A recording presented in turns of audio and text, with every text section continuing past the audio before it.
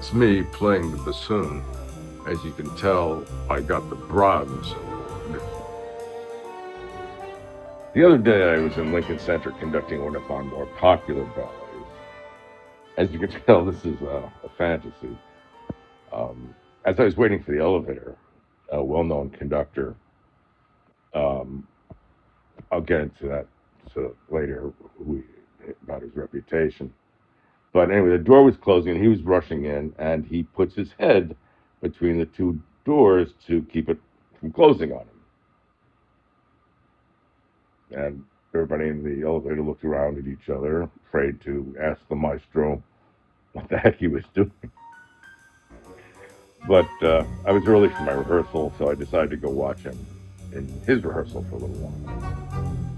And before his first downbeat, the youngest member of the orchestra, who looked like a kid who had dropped out of a conservatory in order to take a gig in this famous ensemble. And I'd known a couple when I was at Juilliard who had done similar things. He says, "Excuse me, Mike." He raises his violin bow from he's the last stand, second violin. That doesn't mean he wasn't great, but the others were probably greater, and they're certainly older, more experienced. So he raises his bow, and the maestro recognizes him, and he says, "Excuse me, maestro," um, because he knew that the maestro liked to be called maestro. It sometimes softened his brusque manner. He was known for being a very exacting, you could say tyrannical master on the podium. He always got great results, especially in his younger years. Nowadays, members of the orchestra have been warned by management if they didn't play well for him, they'd be fired because he was a box office draw even at his advanced age.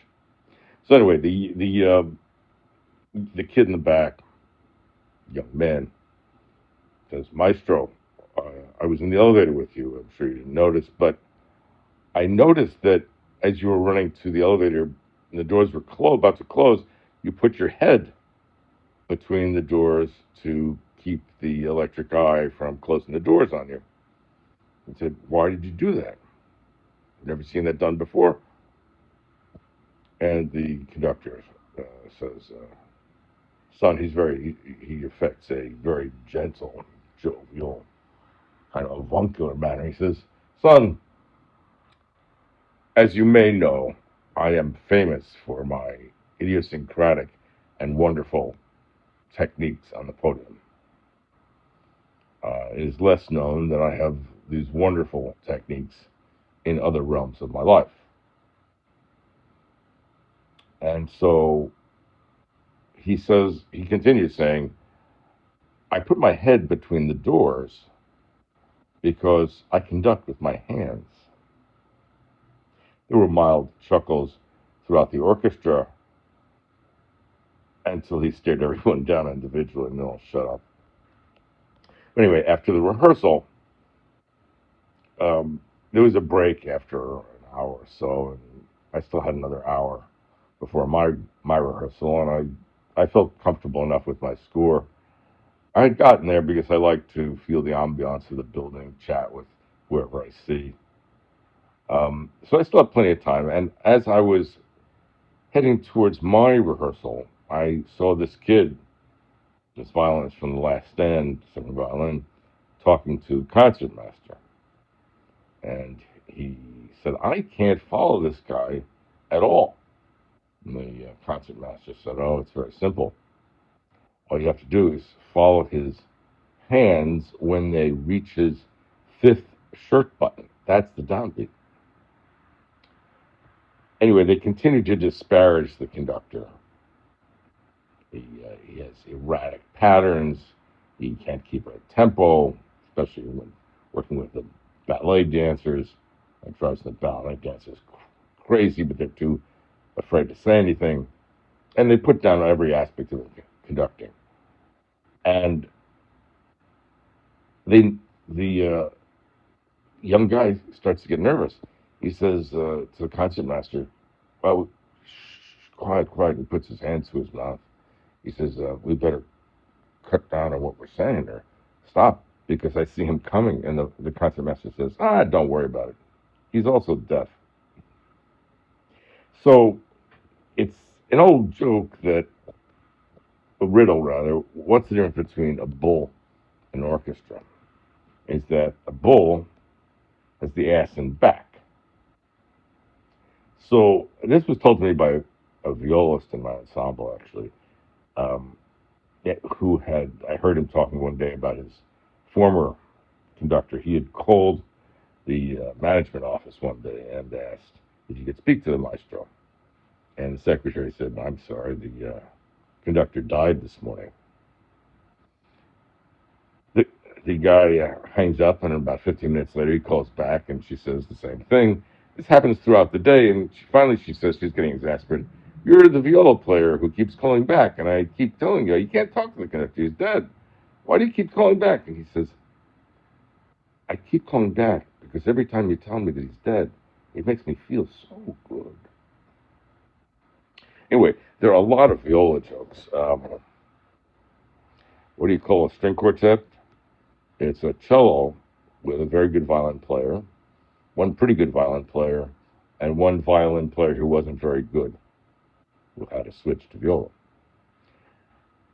I personally was a bassoonist. I still play once every 40 years or so. And I always found it, I was pretty good, but I found it impossible to switch to contrabassoon. I had humiliating instances. I guess I eventually got the hang of it after 3 or 4 years of struggling with it. But I remember the first time I was playing contrabassoon was in David Diamond's Fifth Symphony. And he stopped the orchestra at one point and he said, "What's going on with that contrabassoon?" The conductor, who was still very well known, his name I can't remember at the moment, it was the Juilliard Symphony. And he said, "Oh, this is a very good bassoonist. There must be a mechanical problem."